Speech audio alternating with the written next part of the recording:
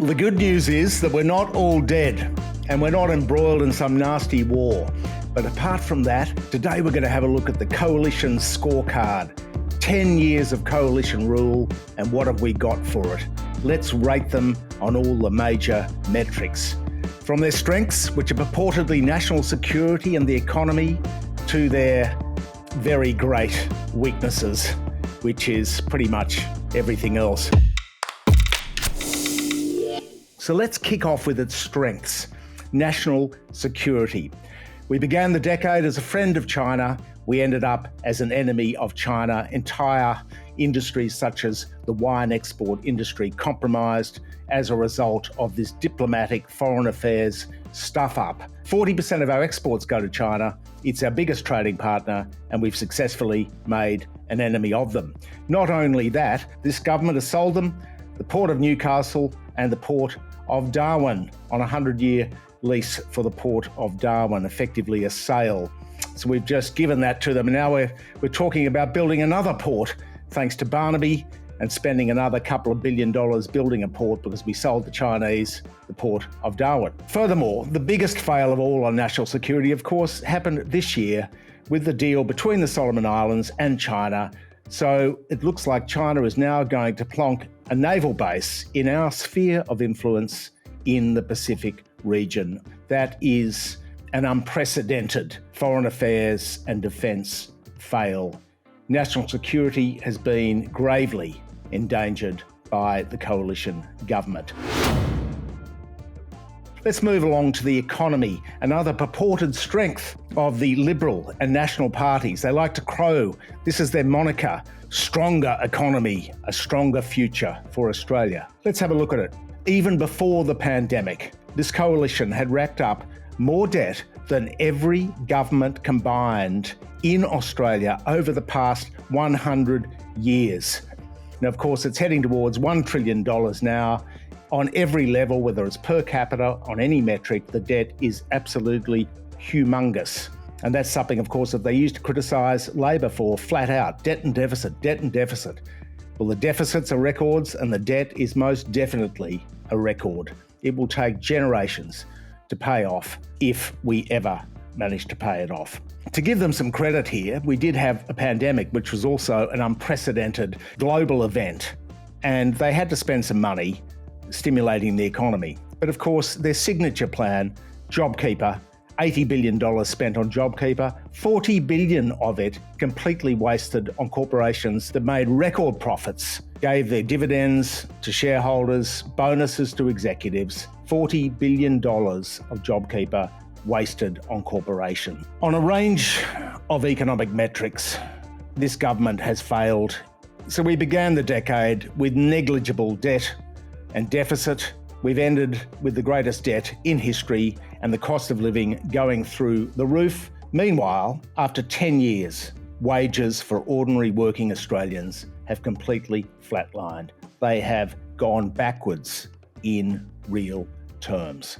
That is basically the scorecard of this government on the economy. Again, an F for fail. Housing. Now, there is a housing crisis. There's a housing crisis in affordability, people not being able to afford their first homes or any home at all, and also for renters having a lot of trouble finding somewhere to live.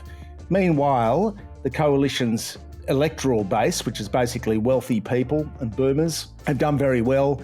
There's been a failure to address the root cause of the housing crisis, which are coalition policies, also backed by Labor, unfortunately. Negative gearing, tax subsidies funded by ordinary working Australians for wealthy property investors, CGT relief, the failure after 13 or 14 years to implement the AML-CTF reforms, which are money laundering reforms. So we've seen a deluge of black money come in from China, driving up property prices in Australia. The government pledged in 2006-2007 to bring in money laundering laws, the second tranche of this legislation, and it has still failed to bring it in. So accountants, lawyers and real estate developers are still not captured. This is a haven for white-collar criminals and fraudsters.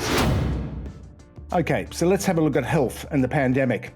Despite the claims by Scott Morrison that he and his colleagues saved 40,000 Australian lives, we still haven't worked out how he actually got to that number, this great big lifesaver of a Prime Minister of ours. But we do know that we were last of the developed nations to get the vaccines rolled out. In fact, Greg Hunt spurned Pfizer when he was offered the opportunity to lock in 40 million doses of the Pfizer vaccine. So we were late getting on board the vaccination rollout. When we did get on board, we got the job done finally, but the government was certainly very tardy. But the failure of the government in aged care to roll out the vaccines on time, to deliver the surge workforce which they promised, and to produce rat tests, 3 failures there, meant that a number of elderly Australians lost their lives because of this government. Yet the aged care minister and the health minister remain secure somehow in their jobs. Across the board, health outcomes have been mixed, but it is fair to say that the waiting times to see a doctor have grown and the costs of seeing a doctor have also grown. So there's a failure on health, failures on the pandemic, multiple failures in aged care. We're rating the coalition F on each of those as well. Human rights. Now, if you look at Transparency International League rankings, if you look at a whole lot of different metrics on human rights in Australia has been slipping. Press freedom has been slipping thanks to the government's ridiculous policy to consolidate the media sector. In 2015, they allowed Nine Entertainment, the TV network, to take over Fairfax, which is the Herald Age and Financial Review, etc., and to produce a radio, TV and newspaper conglomerate, which the government has been able to control via its media management. So the 2 major media houses, News Corp and Fairfax/Nine, are very much under the government's control. There are further failures too in media reforms. Their signature reform is the Digital Media Bargaining Code, which actually still doesn't have an arbitration system in place. Effectively, what they've done here is just to gouge some money, a few $1 million out of the digital giants, that's Facebook and Google, and make sure that they paid off their media mates such as Seven, Nine and News Corp. There has been nothing done to address the real threat of surveillance capitalism, the monopolistic power of these digital giants, these foreign digital giants. Absolutely nothing to reform that. Nothing for innovative media startups like this business where we work, but they've managed to prop up old, inefficient newspaper empires, particularly Rupert Murdoch. Back to human rights. Freedom of the press, that's gone nowhere. They failed to reform the defamation laws, which remain in Australia among the most draconian in the world. We've got the persecution of whistleblowers, such as David McBride, who blew the whistle on Afghan war crimes, and Bernard Collaery, of course, from the Timor-Leste saga, where the government was protecting Woodside, and he and Witness K blew the whistle on Australian government spying, and they've been persecuted ever since. Although Witness K is now settled, Bernard Collaery remains in court, being prosecuted by the government in a secret trial. Let's go to climate action. Well, this is a grand failure, of course. Just one failed policy after another. Australia has now, following the Glasgow conference, pretty much cemented its position as a laggard globally on climate change. We are derided by our peers in other nations for failing to address emissions, for failing to have a decent policy on climate change. There's a bit of tinkering around the edges, but effectively, subsidies for fossil fuel corporations now stand at a record $12 billion. And if you look at the number of new fossil fuel projects, they stand at around about 114. Now, the global authorities say we should have no new fossil fuel projects. Australia has 114 coal and gas projects afoot. They are literally pinning their ears back, the government and its fossil fuel donors, to cram as many projects in before the party stops. The coalition's performance on climate is absolutely disastrous. If there were a ranking lower than F, we'd be giving it to them, but there is no ranking lower than F, so they get an F on climate as well. Let's go to manufacturing. We began the decade with a car manufacturing capability in Australia that is no longer with us. Manufacturing has gone nowhere. There is no credible manufacturing policy in Australia. Still no value add for things like iron ore that we just dig out of the ground. Australia remains a farm and a quarry. If you just have a look at the performance on social security, obviously inequality has risen under this government. In the past 10 years, the rich have got a lot richer. Large financial institutions have got a lot more powerful, but in the bottom rungs of Australian society, the unemployment benefits have basically not gone up at all. There was the robo-debt disaster where people's human rights were badly impugned by wrongful accusations by our government that they were ripping off the social security system. At the other end of the spectrum, of course, the amount in superannuation tax lurks for mostly wealthy people has now risen to 36 billion. Those are the numbers out of the most recent budget. The old age pension now stands at 40 billion. So perks and tax breaks for wealthy retirees is almost as much now as the actual aged pension itself. The superannuation sector has been exploited to the point and fed to the point by this government where it's become a gigantic tax shelter, where the wealth of these generations, thanks to these tax breaks, will now be passed on to their children. This is transferable to the next generation, further entrenching and cementing inequality in Australia. Social policy, that's an F. The cost of government, meanwhile, the cost of government. They like to say that they're laissez-faire and that they like small government. They like to step out and let the economy run itself and let corporations run themselves. Well, of course, this was the biggest transfer of wealth during the pandemic that Australia has ever seen, from ordinary Australian citizens to large corporations. It's called JobKeeper. 40 billion of that wasted, as we said before. Corporate welfare has never been higher than under this government. The cost of government, meanwhile, is at record levels. This craze towards outsourcing, giving huge, lavish consulting contracts for the likes of PwC, KPMG, EY, and Deloitte, the big four, they're now ripping out about $700 million a year in return for their political donations and so on, in providing services to government. This gutting of the bureaucracy has weakened the public service to the point where it doesn't have expertise to undertake its core activities anymore. This is a crisis rarely referred to by anybody, but the public service has been gutted over the past decade, while bodies like the AAT have been stacked with Liberal Party appointments. Which brings us, of course, to politics and corruption. Now, it's well known that this is the most corrupt government in Australia's history. Estimates of pork barrelling, that is using our money to buy votes, stand at about $16 billion.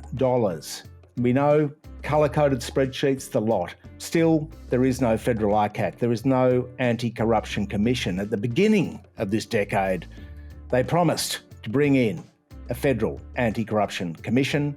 10 years down the track, they're still dithering. There is not even a viable proposal on the table. No action on political corruption. Things like Christian Porter's blind trust, there is no accountability.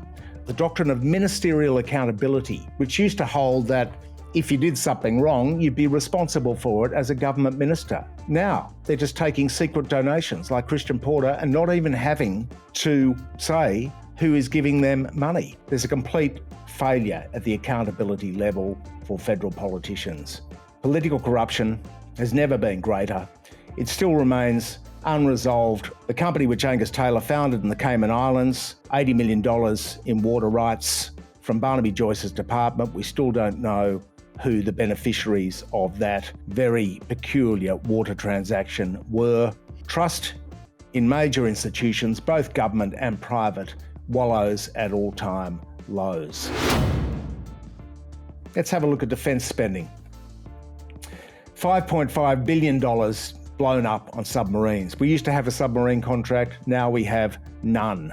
We've struck a new security pact, Back to the Future, by joining up in the AUKUS security pact with the old motherland, Great Britain and the US, really estranging our Asian neighbours. But the waste in defence spending has been absolutely vast. We've got jets that don't fly, the F-35 strike fighters, billions wasted there in planes which don't work. We've got the debark in frigates as well, where billions have been blown up there. We spent a few billion, $3 or $4 billion on overpriced tanks for some reason, even though we're an island. But there we have it. Failure in the Navy, in the Air Force and in the Army in defence spending. Billions in public money blown up there by this government over the past 10 years. So that brings us to the successes of this government. It should be said, in fairness, that they did introduce in 2015 multinational tax avoidance laws. They didn't want to do it. They resisted the Senate inquiry proposal at first, but soon grudgingly got on board. That was Abbott and Hockey. And the transparency laws and enforcement laws that they brought in have brought billions of dollars in extra income from multinationals. This has been a cultural change, an education thing as well. The issue of tax fairness has come to the fore, and the government came to the party on multinational tax avoidance. Still a lot more to be done. There are still gigantic donors of the government paying nothing in tax. Australia's tax base is still being eroded by sales of key Australian assets to large multinational tax dodgers such as Brookfield, but there are billions of dollars that have come in the door. So we've got to give them a bit of a round of applause for that. We'll give them a C on their multinational tax avoidance because they have passed in terms of enforcement and transparency. Now, the performance on women, there are more women in the coalition ranks these days. That should be applauded, but of course, and as a man, I don't want to particularly speak on behalf of women here, but there are a lot of women who remain highly disaffected with the government's track record on women. And we speak here particularly of the Brittany Higgins affair and Grace Tame as well, just to name a couple. Now they do like to brag economically about employment, and thanks to the pandemic freeze on immigration, unemployment is at record lows. But the cost of living right at the moment is going through the roof. It is soaring. Now, to be fair, these are global factors driving inflation. This is out of Scott Morrison's hands largely. But nonetheless, the cost of living, when viewed against wage stagnation, is a real worry because most Australians will have fallen behind in the last 10 years, particularly those that don't have houses or share portfolios. So what is the plan then? Well, there really isn't a plan, and we can see that by the last week of the election campaign. They're saying a stronger future, a stronger economy. That's what they're claiming, but they failed on the economy, clearly. The Treasurer, Josh Frydenberg, his moniker appears to be Keep Josh. Don't sack me. Well, why not? We don't know on what basis we're supposed to be keeping him because he really hasn't done much for the economy. And ScoMo, well, he's just apologised in the past few days for being a bulldozer, but he'll change. He's like the bad old boyfriend who says, don't worry, I'm going to change. I'm going to get better. Well, these are quite feeble, quite miserable reasons to be keeping the coalition in government. So really, we don't like to be political here, and we're not tribal. We don't back any particular party. But there is no doubt that another 3 years of this hopeless, completely useless government will not do Australia any good. What's the plan? There is no plan. Just keep us because we claim that we do better on the economy. As we sail towards the election, we'll keep you up to speed on all the developments in federal politics. We'll try to get you the real story, not the exclusive